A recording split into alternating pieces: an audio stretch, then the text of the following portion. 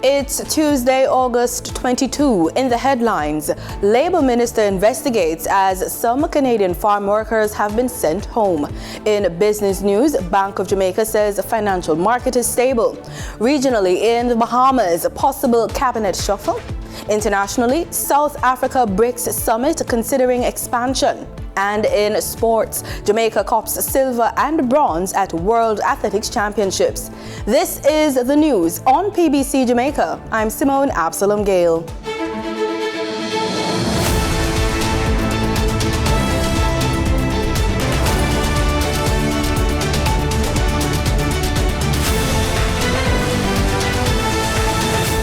There could be a reduction in the number of Jamaicans participating in the Canadian Farm Work Program amid complaints about the working conditions. That's the opinion of Labour Minister Pernell Charles Jr. Speaking on the morning agenda on Power 106 FM on Monday, he explained that Canadian farmers will be considering the complaints as they seek workers for their farms. He added that while he respects the bilateral relationship between Jamaica and Canada, his primary responsibility as minister is to protect the rights and interests of Jamaicans. Minister Charles Jr. has requested that 4 farm workers who were sent back home early by their Canadian employer provide his ministry with written statements to aid investigations into allegations of victimization. Approximately 10,000 Jamaicans are part of the seasonal program, which began in 1966 and are spread across 655 farms in 10 provinces. Just a few weeks before the new academic year begins, and the Ministry of Education and Youth is implementing several strategies to address teacher recruitment and retention in the sector. There have been concerns about the number of vacancies due to resignations and long leave. Addressing the last post-cabinet press briefing at Jamaica House, Minister Williams said school boards have been empowered to take early recruitment decisions to fill vacancies. Meaning they don't have to wait on the ministry. Pre-approval has been granted for the replacement of teachers in clear vacancies and those in temporary posts funded by the Ministry of Education and Youth. Minister Williams further indicated that schools are allowed to recruit pre-trained graduates with at least a first degree in areas of expertise that are in short supply, such as mathematics and science. School boards may request the extension of teachers who are scheduled to proceed on retirement effective September 1, 2023 and beyond. They can make that offer to that teacher to keep on teaching in the classroom. We've told our principals, our boards as well, that they can engage part-time teachers. Approval has been granted for that. Obviously, they have to be in touch with the Ministry of Education and Youth. The Tax Administration of Jamaica will be operating select tax offices this Saturday, August 26, 2023.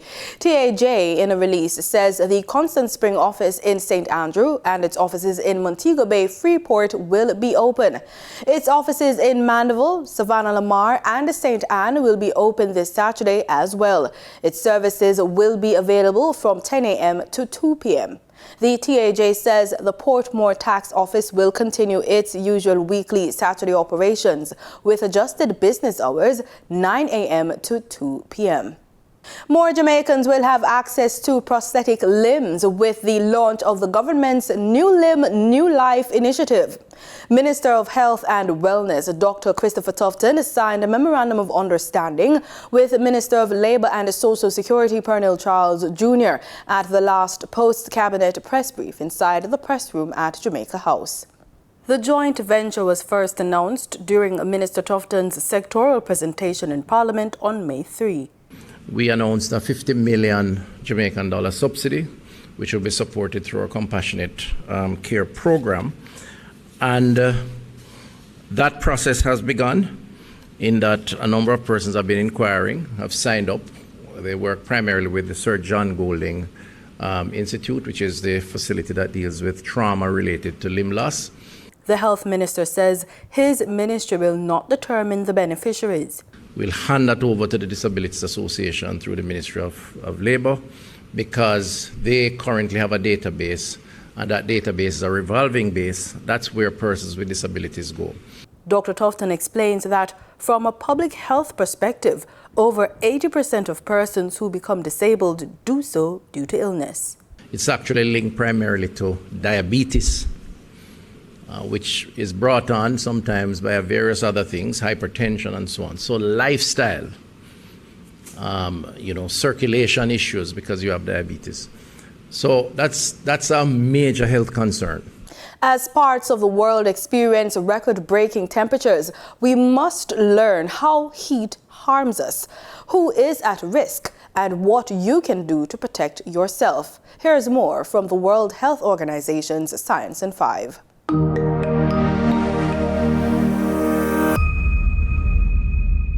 We are talking to Dr.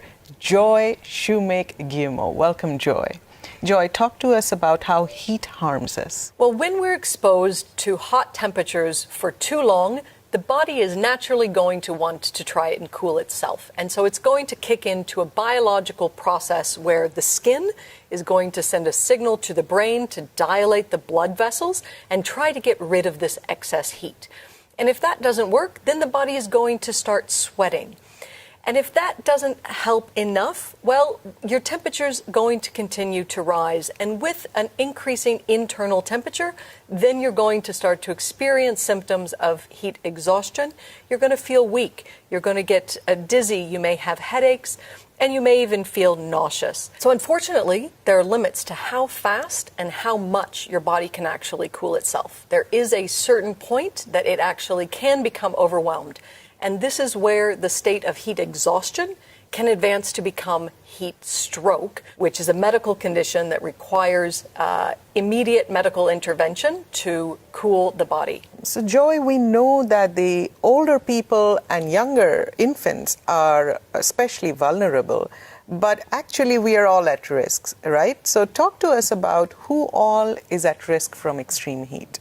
Well, that's right. Older people are more vulnerable to heat illness, and that's because the aging body is less capable of getting rid of this excess heat. However, those that are also at risk are outdoor workers, pregnant women, children and infants, people with underlying medical conditions that affect the heart, the lungs, and the kidneys, as well as people who are isolated. We also see worldwide that people who are experiencing poverty as well as homelessness are disproportionately affected by heat, particularly in dense urban areas. But we have to keep in mind that even young and healthy people can be impacted by heat. If you're exercising outdoors when it is too hot, you can be affected. Workers who are out in the heat for long periods of time can be affected. And this is because the working muscles are creating additional heat in the body, and the body has to work twice as hard to get rid of this additional heat. We also see a hotspot for cases of heat illness happen to be at festivals and outdoor gatherings like music concerts, where people have underestimated how long they're going to be out in the heat, and they're unprepared, and they do fall sick from these conditions. Worldwide, we know that people underestimate their own vulnerability to heat. The reality is we are all at risk of heat illness if we are exposed for too long to too hot conditions. So, Joy, talk to us about how we can protect ourselves from extreme heat. Well, we need to know the signs and symptoms of heat exhaustion and heat stroke and really take these seriously. And it's important during the heat season, when it's hot outdoors, that everybody thinks about their personal heat plan for the day. How am I going to stay hydrated? When do I need to stop and take a rest or go find some shade? Do I need to wet my skin to keep it cool? What do I need to do to keep myself cool and healthy during a hot day? It's also important to remember you can actually get sick from heat indoors as well as at night, because it's quite often that indoor temperatures can be hotter than outdoors. So the safest space is actually going to be in the shade outdoors. And for people who don't have cooling, the use of a fan is definitely an important tool to reduce indoor temperatures.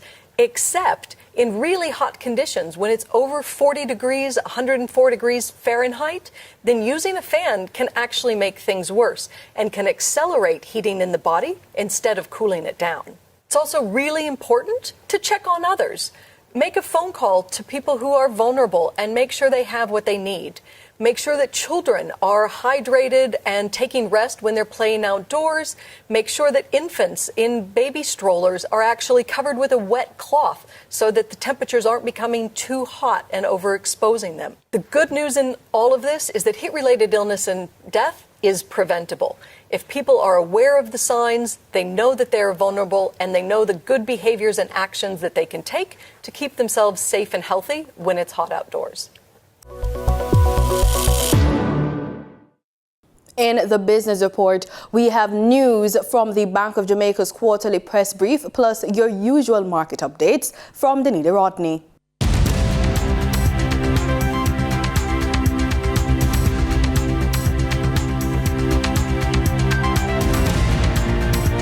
The Bank of Jamaica BOJ is assuring the country that the local financial market is stable. Governor of the Central Bank, Richard Bowles, on Monday sought to address recent concerns expressed regarding happenings in the market at the beginning of his report at the bank's quarterly press brief. These commentaries have questioned developments at certain institutions and their implications for financial stability. Let me remind the public that the overall financial system in Jamaica remains stable, safe, solid, and well capitalized with lots of liquidity. Governor Bowles also sought to assure the public that the BOJ continues to be proactive in its duties. The public, both here in Jamaica and abroad, should feel reassured that the Bank of Jamaica continues to provide proactive oversight of the financial system and is always prepared to take the necessary actions to preserve the stability of the system. Now for your market updates. In foreign exchange trading for Monday, August 21, the US dollar sold for an average of $155.52. The Canadian dollar ended trading at $115.03. The pound sterling traded for $199.43, and the euro sold for $171.44. In JSE trading, the JSE index advanced by over 4,153 points. The junior market index advanced by over 6 points. The combined market index advanced by over 3,936 points. And the All-Jamaican Composite Index advanced by over 4,373 points. Overall market activity resulted from trading in 108 stocks, of which 41 advanced, 43 declined, and 24 traded firm. Stocks advanced for 138 Student Living Jamaica Limited Variable Preference, Barita Investments Limited, and Berger Paints Jamaica Limited. Stocks declined for 138 Student Living Jamaica Limited, Access Financial Services Limited, and Caribbean Assurance Brokers Limited. Trading firm were AMG Packaging and Paper Company Limited, Blue Power Group Limited, and Consolidated Bakeries Jamaica Limited. The overall volume leaders were JMMB Group Limited, 7.35% cumulative redeemable preference shares with over 2 million units, Trans-Jamaican Highway Limited, and One-on-One Educational Services Limited with over 1 million units. In regional stocks, in Trinidad and Tobago, Calypso Macro Index Fund posted 44 shares. On the Barbados Stock Exchange, Epic Caribbean Property Fund Development Fund was the volume leader with 14,000 shares. They were followed by One Caribbean Media Limited and First Caribbean International Bank, which traded 700 and 600 shares respectively. In regional business, Executive Director of the Caribbean Export Development Agency, Deodat Marash, has described foreign direct investment as a precious asset for the Caribbean region. He spoke at the launch of the Caribbean Investment Forum 2023 under the theme A Bold New Caribbean. Mahalia Joseph Wharton has more. The Caribbean Investment Forum 2023, which is being hosted by the Caribbean Export Development Agency, will gather heads of government, industry leaders, ministers and investors from across the world to discuss and explore investment prospects in the Caribbean. Executive Director of the Caribbean Export Development Agency, Deodat Miraj, said the agency works closely with businesses in the region to take their products to new markets. The Caribbean Investment Forum, I believe, is another platform that would allow us to showcase and demonstrate the massive potential of the Caribbean as a place for opportunity, as a place for investment. He said innovation and digitalization is another area of emphasis for CIF 2023. And why is that important? It's important because we need to take our businesses to the next generation, to the next level. And thus far, we have been left out. And that is why it is so critically important for us to focus and drive an agenda to get businesses in the innovation, digitalization, and technology space. At the launch, European Union Ambassador to the Bahamas, Belize, Jamaica, and the Cayman Islands and Turks and Caicos Islands, Marianne Van Steen, announced the EU's implementation of its Global Gateway Investment Agenda, which is expected to give a boost to investments which are needed to help the Caribbean and Latin America to achieve the Sustainable Development Goals. The Investment Forum will also be, so we hope, an opportunity to showcase our successful European single market.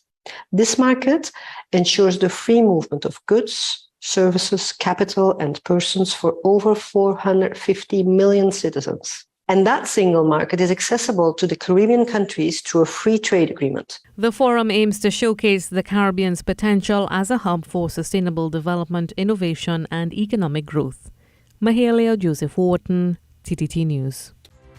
In international business, the Nasdaq ended more than 1% higher and the S&P 500 also rose, with shares of Nvidia jumping as investors were optimistic ahead of its earnings this week, and other technology-related stocks gaining. The Dow dipped 0.1%, while the S&P 500 added 0.7, and the tech-heavy Nasdaq surged more than 1.5%. Nvidia jumped nearly 8.5%, leading gains among semiconductor stocks as HSBC raised its price target to $780, the second highest on Wall Street. The chipmaker has been one of the biggest winners in the rally driven by artificial intelligence-related companies. Nvidia's stock is up more than 200% for the year so far, while the Nasdaq is up nearly 30%. Nvidia is expected to forecast quarterly revenue above analysts' estimates when it reports late on Wednesday.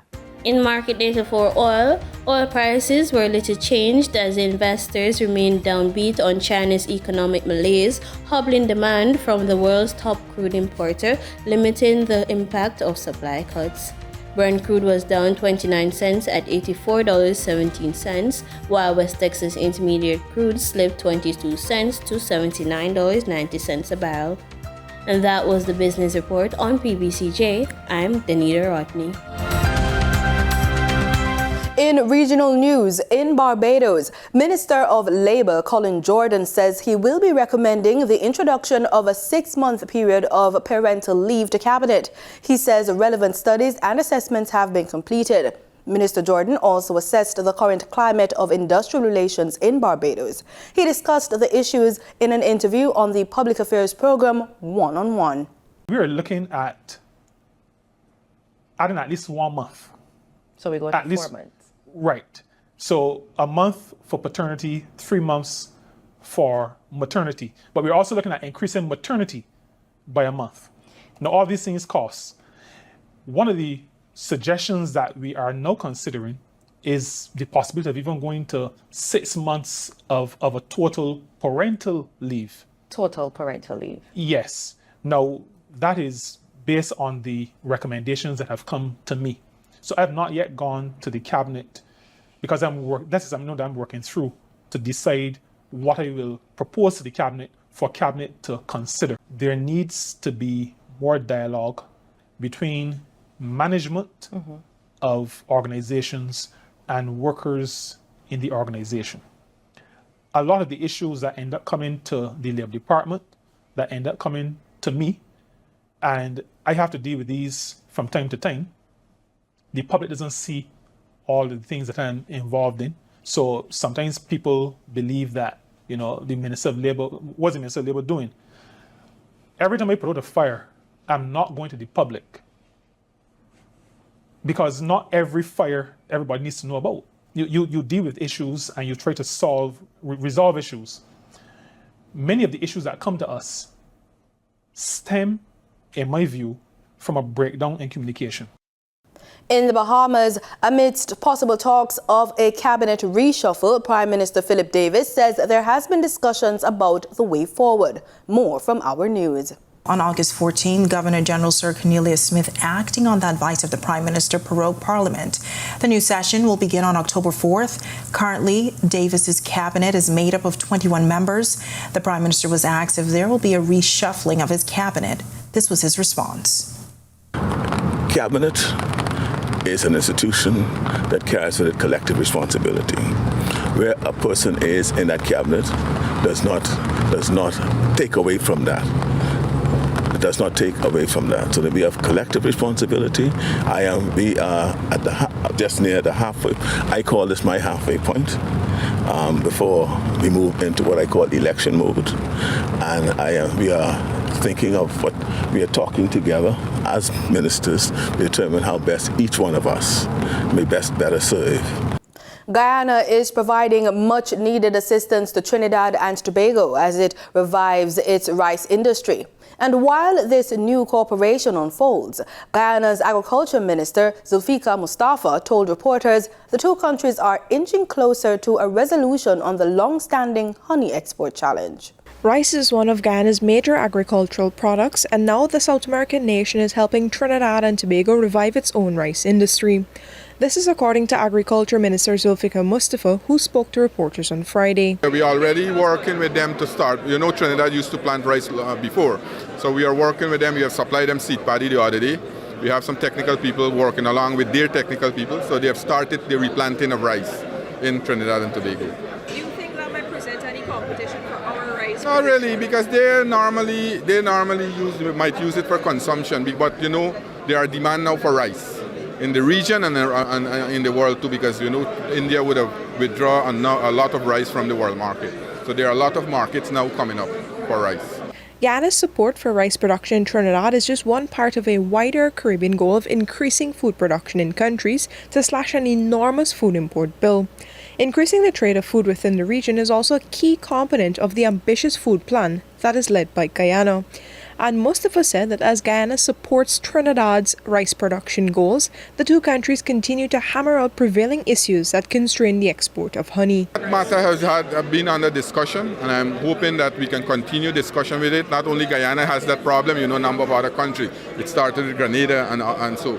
So I am hoping that we can have a resolution to that matter. When Prime Minister Raouli was in Guyana, we have had discussion, and we have a team working very aggressively to remove not only that, but other non-tariff barriers that are affecting products and produce from Guyana and other parts of the Caribbean. But what's the hold-up on the specific? Well, they had issues which started the problem, and that issue has been worked out now, right? And they had phytosanitary issues before, and I think that they are coming closer to an agreement. And I'm very optimistic. Maybe this year by well, I can't give a timeline, but I'm hoping very shortly. Trinidad's 1935 Beekeeping and Bee Products Act blocks the transshipment of honey originating outside the Windward and Leeward Islands. Guyana and Grenada have long advocated for an end to these restrictions, arguing that it violates the revised Treaty of Chaguaramas. Other trade barriers that exist with Trinidad and other countries are also being removed. Reporting for the newsroom, Vishani Raghaber. In international news, leaders from Brazil, Russia, India, China and South Africa are meeting in Johannesburg for the Brics summit. They are considering expanding the alliance, which already accounts for 40% of the world's population and a quarter of its gross domestic product. But not everyone is on board with the expansion. Al Jazeera has the details. While the leaders of Brazil, India, China and South Africa will attend the 15th Brics summit in Johannesburg in person, Russian President Vladimir Putin will participate virtually. It follows an international criminal court warrant for the Russian leader's arrest related to alleged war crimes in Ukraine. Finding itself in a legal bind, the South African government announced last month Putin would not attend. Instead, Foreign Minister Sergei Lavrov will take his place. Plans to expand the bloc are expected to be high on the agenda. At least 23 countries, including Iran and Argentina, have formally applied to join Brics. While larger economies, China and Russia, support the move, there's some disagreement. I think that has got to do with the incomes of the BRICS countries themselves, because South Africa, being the smallest economy in BRICS, has often been seen as an appendage, so to say. And the fact that South Africa's admission to the BRICS in 2008 was largely seen as China's agenda, not a consensus by all the BRICS countries. So I think that is why India would be very much equivocal. But the consensus amongst all, in the majority of the BRICS countries, is that yes, an expansion is really timely. Member states represent 40% of the world's population, and their combined GDP accounts for almost a third of the global economy. The summit's theme is BRICS and Africa, highlighting the potential for the bloc to build relations on a continent that's increasingly becoming a stage for competition between world powers. It's also an opportunity for BRICS members to present themselves as alternative development partners to Western nations. The bloc aims to better represent developing nations by increasing industrialization and infrastructure development in Africa, and ultimately expanding trade and investment. Being part of BRICS, we are close to a conversation with the economies that are going to drive global growth. And therein, obviously, shortens the distance between those markets and African products. So the association is important that we stay within it. And obviously, now that we are in the bloc, it's an opportunity for us to highlight African services, African goods, African trade patterns, and find a way of getting our products and our goods and services into these big markets. The gathering is likely to continue discussions about a new currency to rival the dominance of the US dollar. China will want to strengthen geopolitical ties at a time of tensions with the US, while for Russia, the bloc is a way of overcoming global isolation caused by its war in Ukraine. All partners will be hoping this summit ends with concrete resolutions. Famida Miller, Al Jazeera, Johannesburg. In sports, Jamaican sprinters Sharika Jackson and Shelly-Ann Fraser-Price were left with bronze and silver medals in the final of the women's 100 meters event at the World Athletics Championships in Budapest, Hungary. The race was won by American Sha'Carri Richardson. Jackson won the silver medal after finishing second in a time of 10.72 seconds, while Fraser-Price, who was aiming for her 6th World 100-meter title, caught the bronze in a season best of 10.77. Richardson won the gold in a championship record 10.65 seconds. On the pitch with cricket, Rain won the most appearances prize, but the Barbados under-17 cricket team have been crowned champions of the West Indies Rising Stars Boys under-17 Regional Limited Overs tournament. This result following the washout of the 5th and final round of matches on Sunday. The Bajans ended the white ball segment with 16.2 points ahead of Trinidad and Tobago with 16 points. They were followed by Jamaica, Guyana, Windward Islands and the Leeward Islands taking the last spot. The teams will now turn their attention to the two-day tournament. This pulls off on Wednesday, 23rd August at 10 a.m. Eastern Caribbean time. The opening round will see Trinidad and Tobago hosting the Leewards at the Inshan Ali Park in Presal. Windwards meet Barbados at the Powergen Ground in Pinal, and Jamaica clash with Guyana at the National Cricket Centre in Balmain-Couva. We're still on the pitch with cricket as we get the latest update on the CPL games. And rain also took centre stage during the St. Lucia leg of the Republic Bank CPL. From the 6 official matches, only the first 2 recorded results, with the St. Lucia Kings currently atop the table with 4 points. The Jamaica Tallowers are second on 3 points, with the remaining teams yet to play a full game. On Saturday, 2 matches ended in no results after having curtailed starts, but on Sunday, both matches were completely washed out, with effects from then tropical wave, now tropical storm Franklin. The attention now turns to Basseterre in St. Kitts, where teams who have not gained any full points will be aiming to capitalize on drier conditions. The Jamaica Tallowers lock heads with the St. Kitts and Nevis Patriots on Wednesday at 7 p.m. The Trinbago Knight Riders will have to stay prepared a bit longer, as their next match is on Saturday, 23rd August versus the St. Lucia Kings at 10 a.m. Eastern Caribbean time. And that's the news on PBCJ. Thanks for watching.